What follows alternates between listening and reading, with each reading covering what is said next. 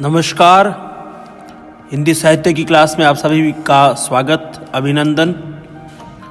हम भ्रमर गीत पढ़ रहे हैं। उद्धव और गोपिकाओं का संवाद चल रहा है और गोपिकाएं उद्धव को कहती है कि हे उद्धव, हमारे लिए तो श्री कृष्ण ही सब कुछ हैं और हमारे और श्री कृष्ण का संबंध तो इस तरह का है जैसे हरिल पक्षी और लकड़ी का संबंध होता है। पहले हम इस पद को पढ़ते हैं, फिर हम इसकी व्याख्या करेंगे। हमारे हरि हारिल की लकड़ी, मन बच क्रम नंद नंदन सो उर यह दृढ़ करी पकरी, जागत सोवत सपनेऊ सौंतुक कहान कान जकरी।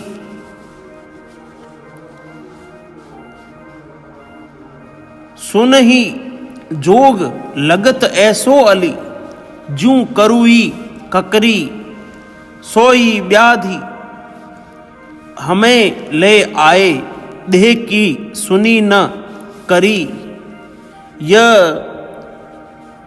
यह तो सूर इन्हें ले दीजे, जिनके मन चकरी। गोपिकाएं उद्धव को कह रही है, उद्धव, एक बात हम बड़े स्पष्ट रूप से आपसे कहना चाहती हैं कि श्री कृष्ण और हम अनुन्याश्रित हैं। हाँ, ये बात और है कि श्री कृष्ण मथुरा चले गए और वो हमें भूल गए हैं, लेकिन हम श्री कृष्ण के बिना नहीं रह सकती और वो भी हमारे बिना नहीं रह सकते। ये भी हमें विश्वास है। अभी तक तो भले ही वो मथुरा गए हैं, लेकिन एक दिन जरूर आएंगे। वो कह रही हैं, हमारे हरि हारिल की लकड़ी, हे उद्धव, हमारे हरि मैंने श्री कृष्ण के लिए आया है। हमारे जो श्री कृष्ण हैं वो हारिल की लकड़ी हैं। अर्थात हारिल एक पक्षी होता है जिसके बारे में कहा जाता है कि वह जब आकाश में उड़ता है तो एक लकड़ी को जो है हमेशा अपने पंजों में जो है उसको अपनी चोंच में दबाए रखता है, उसको छोड़ता नहीं है वो। तो वो कह रही है कि हमारे और श्री कृष्ण का संबंध इस तरह का है जैसे हारिल पक्षी का और लकड़ी का होता है। वो अपनी चोंच से जो है उस लकड़ी को छोड़ता नहीं, चोंच में दबाए रखता है। ठीक वैसे ही जो है श्री कृष्ण हमसे अलग नहीं हो सकते, हम श्री कृष्ण से अलग नहीं हो सकती। मन बच क्रम नंद नंदन सो उर यह दृढ़ करी पकड़ी। हमने उस नंद के पुत्र, नंद नंदन मैंने नंद के पुत्र अर्थात श्री कृष्ण को अपने मन से, वचनों से और कर्म तीनों प्रकार से जो है अपने हृदय में बड़ी दृढ़ता के साथ जो है वो स्वीकार किया हुआ है, उनको पकड़ के रखा है, अर्थात स्वीकार किया हुआ है, बसाया हुआ है। जागत सोवत सपने सौंतुक कहान कान जकरी। जागते समय, सोते समय, सपने में और प्रत्यक्ष रूप से भी। सौंतुक मैंने प्रत्यक्ष, सामने। यानी कहने का भाव है कि हर समय, हर स्थिति में हम जो है कहाना काना की रट लगाई रहती हैं। यानी कन्हैया कन्हैया का उच्चारण करके उनकी जो है रट, उनके नाम का जो है स्मरण करती रहती हैं, उनसे जुड़ी हुई रहती हैं। जखड़ी मैंने उनसे जुड़ी हुई रहती हैं। सुनत ही जोग लगत ऐसो अली, ज्यों करुई ककरी। हे भ्रमर, अली मैंने भ्रमर, हे भ्रमर, तुम्हारा जो जोग, ये तुम्हारे जो योग साधना की जो बातें हैं, इनको सुन करके तो हमको ऐसा लगता है जैसे जिस प्रकार से कोई कड़वी ककड़ी होती है। यानी तुम्हारा ये योग साधना है वो हमको कड़वी ककड़ी के समान जो है खाली प्रतीत हो रही है, लग रही है ना। यहाँ पर उपमा अलंकार बना है ना। इन योग साधना के ज्ञान की जो तुलना इन्होंने कड़वी ककड़ी से की है ना।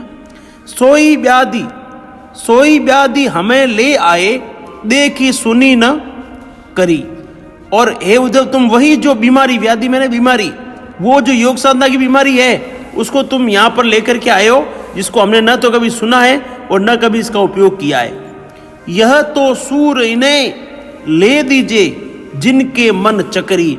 सूरदास जी लिखते हैं कि अंत में गोपिकाएं कहती है कि हे उद्धव, ये तुम्हारा जो ये ब्रह्म ज्ञान, जो तत्व ज्ञान, जो निर्गुण ज्ञान की जो बातें हैं, ये निर्गुण ज्ञान है, ये तो उनको जो है तुम ले जा करके देना, उनको समझाना जिनका मन जो है चक्री बना हुआ है, अर्थात जिनका मन डोलायमान रहता है। चक्री में चक्री जैसे घूमती रहती है ना, एक खिलौना होता है जो घूमता रहता है, तो जिनका मन चक्री है उनको जो है तुम ये ब्रह्म ज्ञान की बातें, अर्थात जिनका मन जो है चंचल है, डोलायमान है, जो हर समय भटकता रहता है, ऐसे लोगों को जाकर के तुम ये ब्रह्म ज्ञान की बातें सुनाना।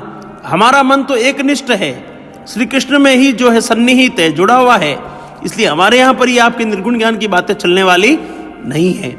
तो कहने का भाव यह है कि सूर का उद्देश्य था कि वो जो है सगुण को जो है निर्गुण से श्रेष्ठ बताना चाहते थे, जिसमें वो सफल हुए हैं, और वो निर्गुण पर सगुण की विजय को स्थापित करना चाहते थे, जिसमें वो पूर्ण रूप से सफल हुए हैं।